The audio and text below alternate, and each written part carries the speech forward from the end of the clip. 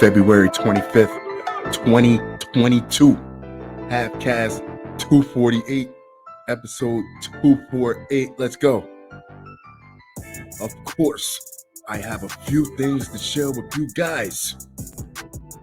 An evening of reflection. Shall we?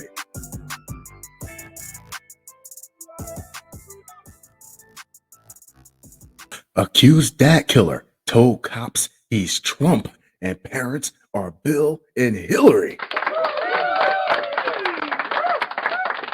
Oh, what started out as family game night. An Indiana man charged with murdering his father and brutally beating his mother told police that he is Donald Trump and his parents are Bill and Hillary Clinton, according to a probable cause affidavit obtained by the Daily Beast. After stabbing his dad to death with a switchblade, 40-year-old Christopher Brian Clairbout planned to arrest his mom and deliver her to Guantanamo under the War Crimes Act for the crimes that she committed against him and the crimes that she committed against the country, the filing states. Trump doesn't seem cut out for the wet work. He would probably tell the maid to do it and then get the maid deported before she had a chance to tell anybody. Clairbout, who authorities say stole his handcuffed mother's wallet before fleeing from cops in his dying father's SUV, is now facing charges of murder, criminal confinement, domestic battery resulting in serious bodily injury, intimidation, 2 counts of theft, and 1 count of auto theft. Shortly after 6 p.m. on February 21st, a neighbor called the police to report a domestic dispute at a house across the street. The affidavit explains when a neighbor said 75-year-old David Clairbout was down in the driveway, the dispatcher asked if it looked like he needed an ambulance. Dad might need an ambulance, but mom is going to need a presidential pardon. Hey! I'm not sure that he is alive, the neighbor reported. Clairbout's wife, Marcia, looked like she'd been beaten, the neighbor continued, saying that it appeared she had been tied up with a cord and that her face was black and blue. Sheesh. The neighbor, who asked that his name not be published, said he remains extremely shaken up over the incident. We came upon the body and we're having a really bad week this week. I bet. A few minutes after the 911 call, officers from the Carmel, Indiana Police Department arrived on the scene. David Clairbout was lying motionless in the driveway with his intestines protruding from his abdomen. Medics from the Carmel Fire Department showed up and attempted to resuscitate the elder Clairbout, but were unsuccessful. He was pronounced dead a short time later. As first responders were attending to David Clairbout, a second neighbor was helping a battered, handcuffed, and tied up Marcia Clairbout out of the home. In an interview with detectives, Marcia Clairbout said Christopher was ranting and raving throughout the day. The filing goes on, saying that Christopher pulled a knife on her several times during the ordeal, demanding she answer his questions. She stated that Christopher thinks that she is not his mother and that he has other conspiracy theories, to include thinking that he is black. I would believe he is Donald Trump way before I believe he was black. She stated that Christopher believes that he is Donald Trump, a black. Wait, what? And that she and her husband are Bill and Hillary Clinton. She stated that during the event, Christopher would spit on her and hit her in the face. She further advised that Christopher knows that she has problems with her feet and that Christopher also stomped on her feet during the day. So whether if it's drugs or if it's just him having a psychotic break, he's lucid enough to know that his mom had problems with her feet. So he attacked her feet first when he went to disable her. At around 6 p.m., David Clairbout returned home and demanded to know what was going on, said the affidavit. Hiya, Dad, or should I say, Bill? Dun, dun, dun. He and Christopher stepped outside and argued heatedly, according to Marcia Clairbout, who recalled hearing screams coming from the driveway. After managing to loosen her restraint, shout out to this lady for holding on as long as she did, enough to go outside. Marcia saw David sprawled out, unconscious. officers contacted OnStar and located the white Traverse Christopher was driving, which OnStar then disabled. As the vehicle was coming to a stop, Christopher ran into a wooded area in an escape attempt, but was tracked down by a police canine. The affidavit explains he was booked into jail, and cops cataloged his property, which included necklace pendants that appeared to be rounds of ammunition that were fashioned in the shape of a cross. Several hours later, investigators sat Clairbout down for a jailhouse interrogation.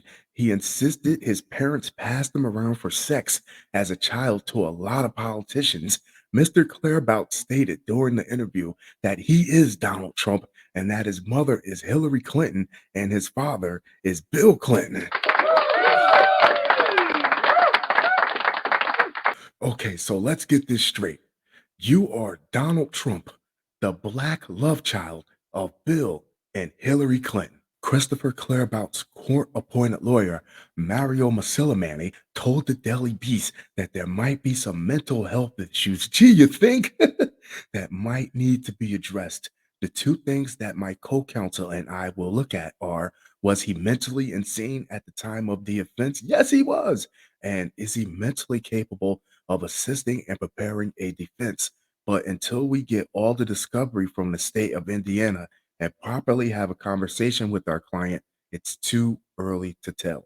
Brooklyn man vowed to shoot up IRS office after pandemic stimulus check goes to wrong address. Say thanks. People get upset, but they fail to realize time and time and time again that for this exact reason, these local branches, they don't print checks, they don't issue checks, they don't hold checks for anybody. They're there to assist you with information and pass along information as best they can.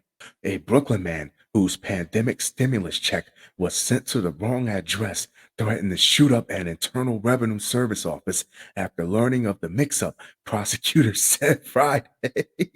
Jamel Jackson, 31, made the threat during a visit to the Taxpayer Assistance Center at Metro Tech Center in downtown Brooklyn on January 10th after being told he will have to wait up to 6 weeks for his government-issued check to be mailed to his correct address, according to federal prosecutors. Nobody wants to hear 6 weeks.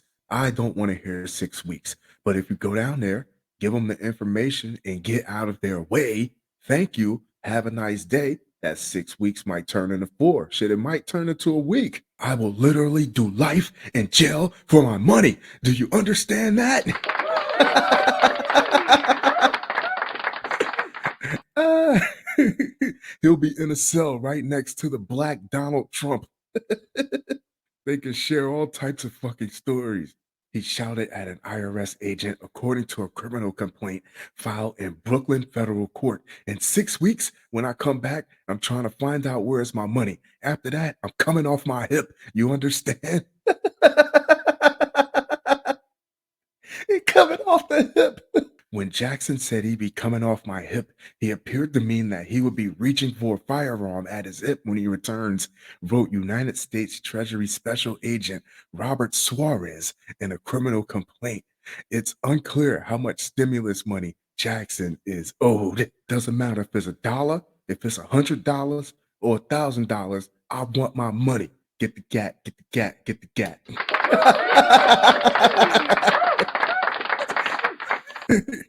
Oh, wait, because we're not done with people making stupid threats. Florida police arrest man wanted for threatening Kohls staff after being denied job.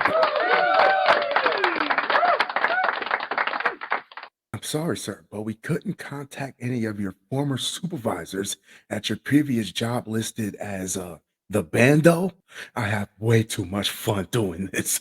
Florida police arrested a man Thursday who was wanted for allegedly threatening coal staff after he was denied a job. Taheem Nicholas Shackway Brown was wanted for pointing and presenting a firearm, unlawful communication, and second-degree harassment, according to police. When one door closes, a window opens, but not if the store you're applying for sells both windows and doors. On February 9th, Brown was allegedly denied a job at Kohls and became disorderly with staff members, police said. He then left the store and threatened employees over the phone. Brown allegedly later returned to the parking lot of the store and pointed what is believed to be a firearm out the window, according to police. Two bartenders accused of serving minor who hit horseback rider.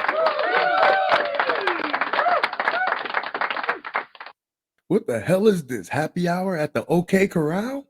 Two Sonoma County bartenders have been arrested on suspicion of selling alcohol to a minor who was then involved in an alcohol related crash that resulted in major injuries to a horseback rider participating in the annual Virgin of Guadalupe March. The California Department of Alcoholic Beverage Control, ABC, said Thursday. The arrest of the two bartenders and an ABC accusation that has been filed against the Final Edition Bar, 412 Larkville Center, are connected to a December 12th, 2021 alcohol related crash on Old Redwood Highway. How many drunk people see a man on a horse and just figure they've had a little bit too much? Santa Rosa police officers responded to reports of a hit and run crash and found the horseback rider suffering serious injuries.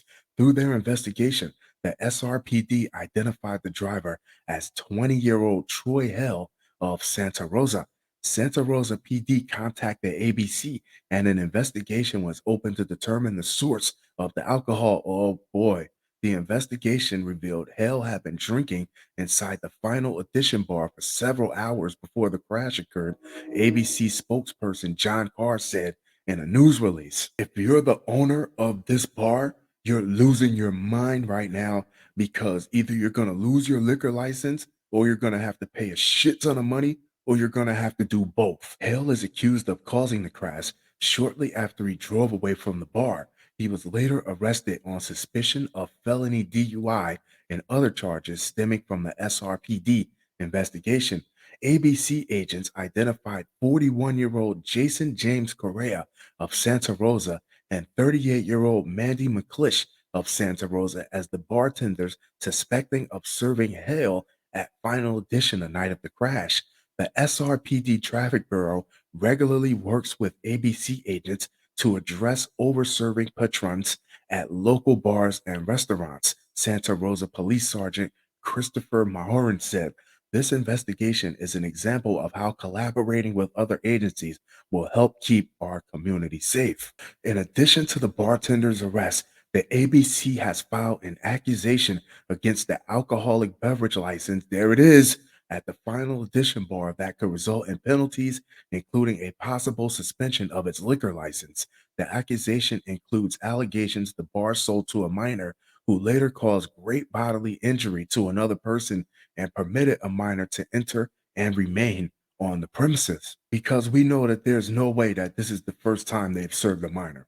Preventing youth access to alcohol and protecting communities from the dangers associated with these violations is a high priority, said ABC Director Eric Harada.